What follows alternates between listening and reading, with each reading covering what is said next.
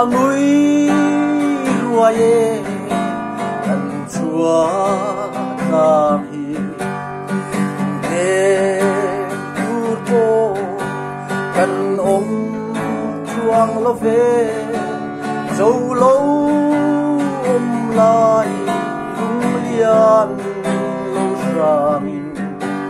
kan en chim lo ba na kai mo kan tua tiam lo ana vùng vùng an suai ta mo mui ri ria in kan su lia ye lung lai lai ri re yo dam mo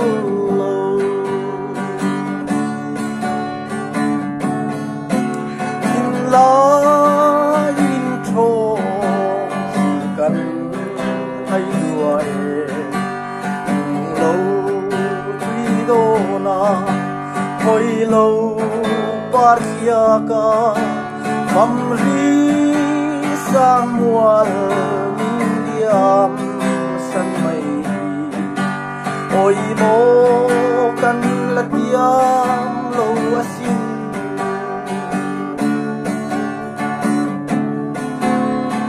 dang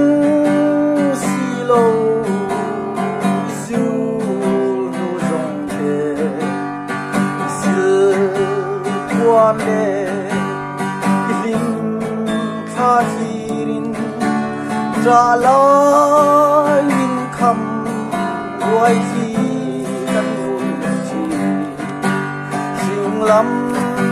kir hian moi silo kan tua tiam lâu ana vong vong an suai ta mo mui ri ria in kan su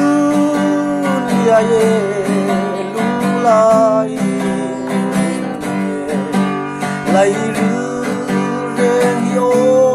dam mo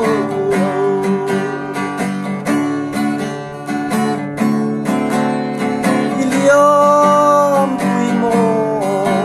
kan lim lai sông về kan tim ta si lo lên rùa lung tu sông suy lung tan thang mất yang rồi kan suam em đâu chuan mo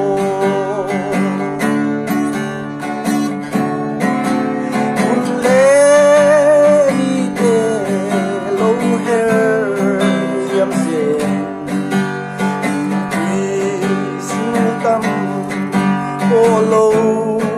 vây mà xe lui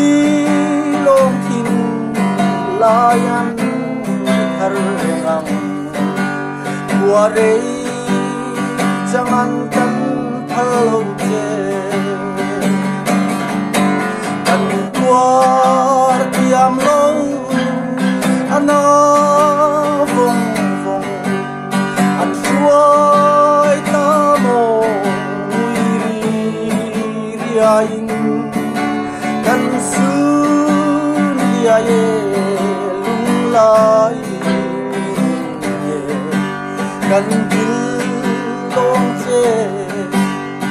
lem rual zong ten kan dil long che lem rual zong ten